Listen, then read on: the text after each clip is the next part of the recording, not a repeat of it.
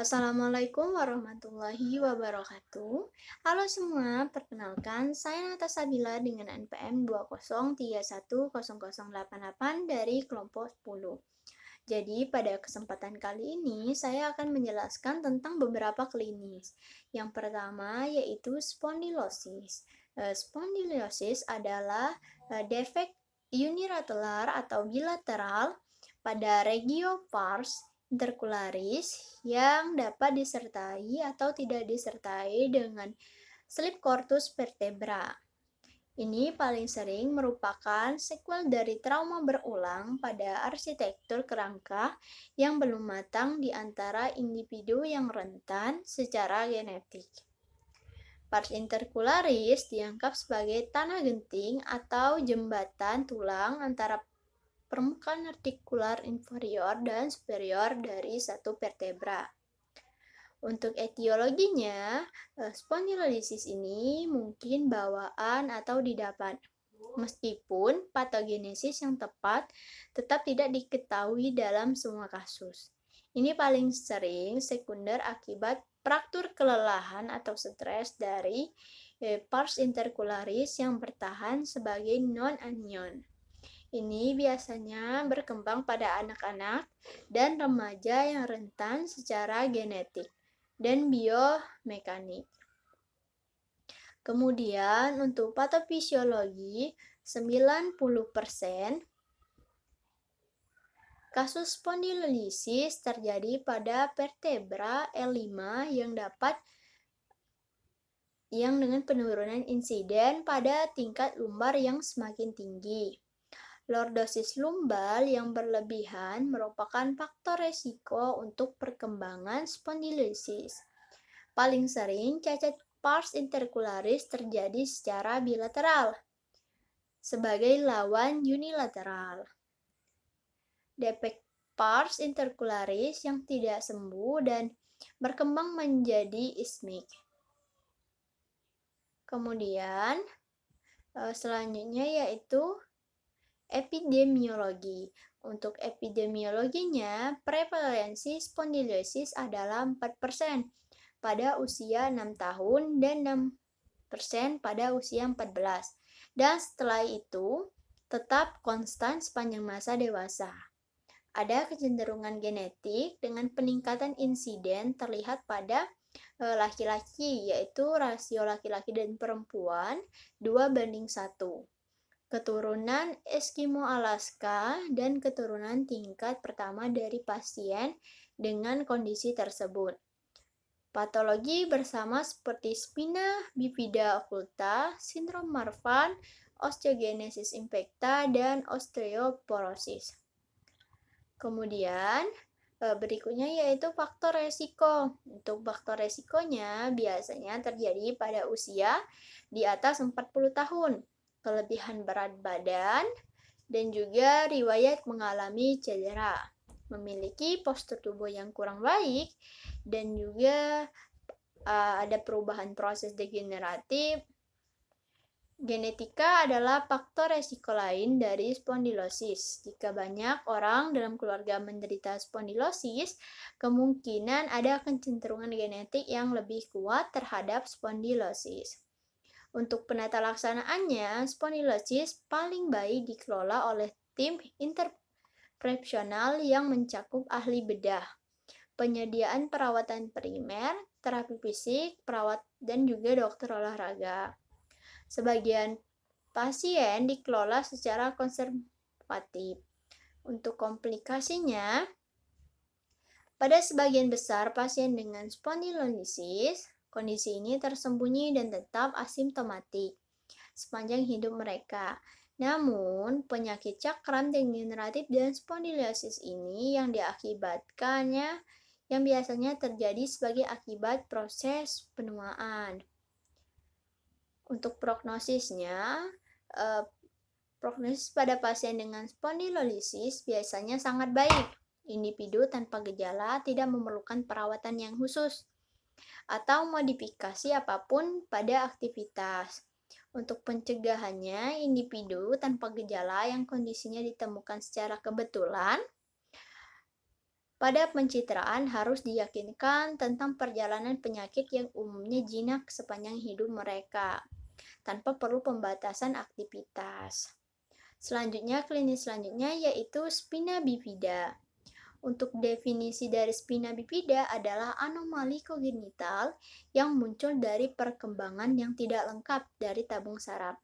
Hal ini umumnya digunakan sebagai istilah non-spesifik yang mengacu pada setiap derajat penutupan tabung saraf. Ini dapat dibagi menjadi spina bifida occulta dan spina bifida occulta dan spina bifida aperta. Apa sih itu spina bifida occulta? Jadi spina bifida occulta ini adalah bentuk paling ringan dari cacat tabung saraf yang melibatkan cacat tulang belakang tersembunyi dan keterlibatan saraf minimal. Kemudian untuk patofisiologi, disremisi tulang belakang ini disebabkan oleh penutupan yang tidak sempurna dari elemen tulang belakang posterior yang biasanya terjadi antara 17 dan 30 hari perkembangan janin. Proses neuralisasi terjadi dalam dua fase, yaitu neuralisasi primer dan neuralisasi sekunder. Kemudian untuk epidemiologi, prevalensi dari kejadian NTDS bervariasi sejak pertama kali dikenali, tetapi secara keseluruhan telah menurun dengan beberapa program intervensi dan peningkatan screening janin. Kemudian untuk faktor resikonya, mengalami kekurangan asam folat, memiliki riwayat keluarga dengan spina bifida, kemudian memiliki riwayat mengkonsumsi obat-obatan anti kejang seperti asam valproat, mencegah menderita diabetes atau obesitas, mengalami hipertermia pada minggu-minggu awal kehamilan. Untuk prognosisnya, ada beberapa studi longitudinal baru ini tentang spina bifida dan hasil jangka panjang yang membuatnya sulit untuk memprediksi pasien mengingatkan perbaikan yang signifikan dalam manajemen spina bifida. Sebagian besar penelitian juga menghubungkan data dari pasien dan disfremsi terbuka dan tertutup. Secara keseluruhan, prognosis sebagian besar tergantung pada adanya hidrosepalus, tingkat defek, dan tingkat keparahan. Selanjutnya yaitu pencegahan. Untuk pencegahan, penting bagi pasien dan pengasuh mereka untuk merasa seolah-olah mereka adalah bagian dari tim medis. Keluarga harus dilatih secara terapi anak mereka sehingga mereka dapat secara teratur merawat anak-anak mereka seiring bertambahnya usia. Kemudian selanjutnya yaitu spondylolithesis. Spondylolithesis ini adalah suatu kondisi yang terjadi ketika satu tubuh vertebral tergelincir sehubungan dengan tubuh vertebral yang berdekatan, menyebabkan gejala atau nyeri radikuler atau mekanis. Hal ini dinilai berdasarkan tingkat salib dari satu tubuh vertebral pada tubuh vertebral yang berdekatan. Setiap proses patologis yang dapat melemahkan penyangga yang menjaga tubuh vertebral tetap sejajar dapat memungkinkan terjadinya spondylolithesis. Kegiatan ini menggambarkan evaluasi dan pengelolaan spondylolithesis dan meninjau peran penting tim interprofesional dalam meningkatkan perawatan pasien dengan kondisi ini. Kemudian, spondylolithesis umumnya diklasifikasikan sebagai salah satu dari 5 etiologi utama, yaitu degeneratif, ismis, traumatik, displastik atau patogenesis, dan spondylolithesis degeneratif terjadi akibat penurunan degeneratif pada tubuh tulang belakang tanpa adanya defek atau pars intercalaris.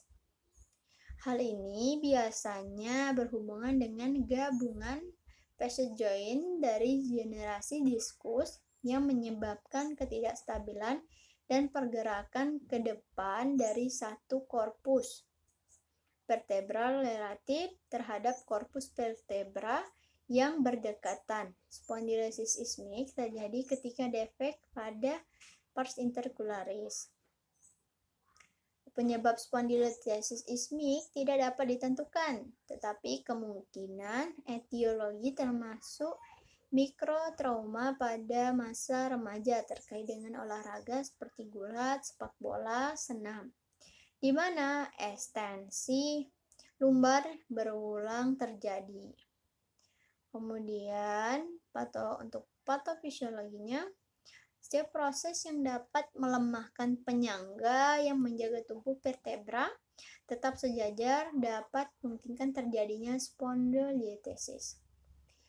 Saat satu vertebra bergerak relatif terhadap vertebra yang berdekatan, nyeri lokal dapat terjadi dari gerakan mekanis atau nyeri radikuler atau myotepatik dapat terjadi karena kompresi dari akar saraf atau sumsum tulang belakang yang keluar. Masing-masing lebih mungkin untuk meningkatkan tingkat spondylolisis saat melewati masa pubertas. Kemudian untuk epidemiologinya, spondylolisis paling sering terjadi pada tulang belakang lumbar bagian bawah, tetapi juga terjadi pada tulang belakang leher dan jarang kecuali trauma. Pada tulang belakang dada, spondylolisis degeneratif terutama pada orang dewasa dan sering terjadi pada wanita dan pria. Sering terjadi pada wanita dibandingkan pria dengan peningkatan resiko pada obesitas. Spondylolisis ismik lebih sering terjadi pada populasi remaja dan dewasa muda, tetapi mungkin tidak dikenali sampai gejala berkembang di masa dewasa. Ada prevalensi yang lebih tinggi di spondylolisis istemik pada laki-laki. Kemudian selanjutnya yaitu faktor resiko. Individu tertentu beresiko untuk mengalami spondylolisis, antara lain wanita berusia di atas 50 tahun, riwayat kelainan kongenital seperti spina bifida occulta, aktivitas fisik berlebihan, atlet olahraga yang memberikan tekanan atau regenerasi secara berlebihan pada vertebra seperti angkat besi dan senam. Kemudian obesitas, penderita spinal cord disorder seperti skoliosis, cedera vertebra yang terjadi secara berulang dan fraktur vertebra, riwayat infeksi tulang seperti spondylitis tuberkulosis, kondisi osteoporosis. Untuk prognosis spondylolisis, mayoritas mengalami perbaikan klinis dengan penelaksanaankonservatif, terutama pada spondylolitis istemik grade 1 dan 2. Spondylolisis bukan merupakan suatu kondisi yang mengancam jiwa, tetapi dapat menurunkan kualitas hidup penderita. Kemudian untuk pencegahannya dapat dilakukan dengan menghindari trauma atau cedera pada tulang belakang dengan lebih hati-hati. Selain itu, penting untuk melakukan peregangan yang cukup sebelum melakukan latihan. Hindari pula latihan yang berlebihan yang membebani tulang belakang. Latihan kelenturan seperti yoga dapat membantu otot tubuh lebih kuat, lihai, dan lentur, hingga mengurangi risiko cedera. Klinis selanjutnya yaitu hernia nucleus pulposus atau HNP. HNP ini adalah turunnya kandungan annulus fibrosus dari discus intervertebralis lumbar pada spinal kanal atau rectus anculus fibrosus dengan tekanan dari nucleus pulposus yang menyebabkan kompresi pada elemen saraf. Pada umumnya, HNP pada lumbar sering terjadi pada L4, L5, dan L5S1.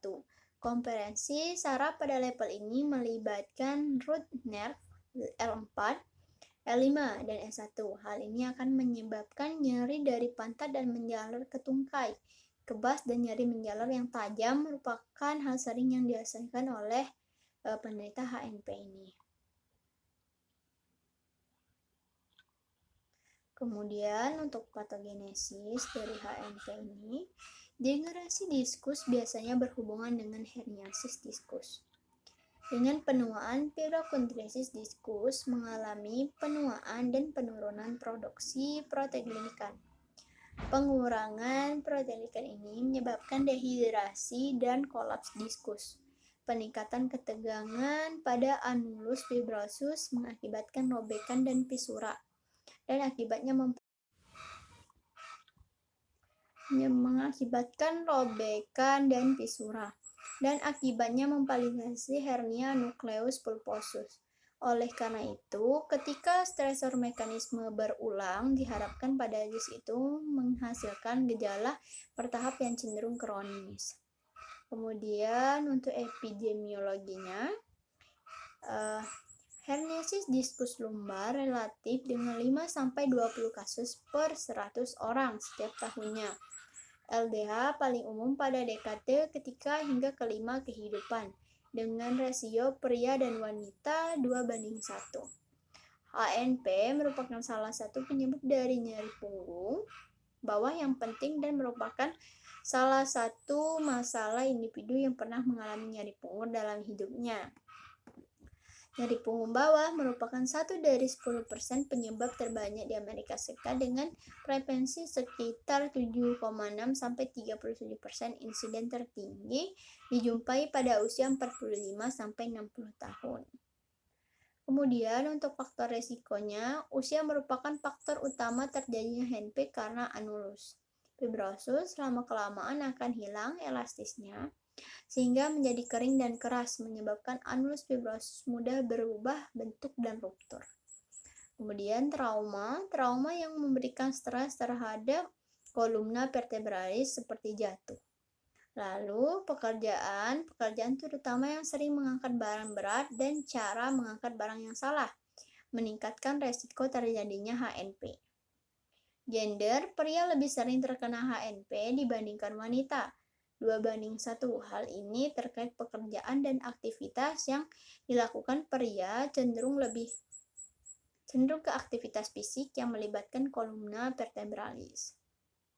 Untuk prognosisnya, hernia diskus lumbar simptomatik berumur pendek, dan penelitian telah menunjukkan bahwa 85% hingga 90% kasus akan sembuh dalam 6-12 minggu dan tanpa intervensi medis yang substansial.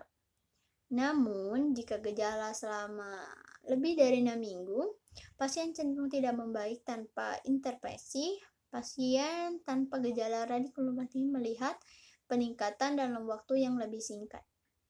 Peningkatan ini disebabkan oleh pagogenesis dan resepsi enzimatik dari bahan yang diekstruksi, juga hidrasi bahan yang diekstruksi atau penurunan edema saraf lokal mungkin terjadi yang menghasilkan penghilangan rasa sakit dan pemulihan fungsi.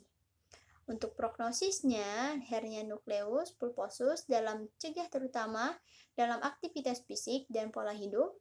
Hal-hal berikut ini dapat mengurangi resiko terjadinya HNP, seperti yang pertama, olahraga secara teratur untuk mempertahankan kemampuan otot seperti berlari dan juga berenang. Kemudian, hindari mengangkat barang yang berat. Edukasi secara mengangkat yang benar. Tidur di tempat yang datar dan keras. Hindari olahraga atau kegiatan yang dapat menimbulkan trauma. Lalu kemudian kurangi berat badan.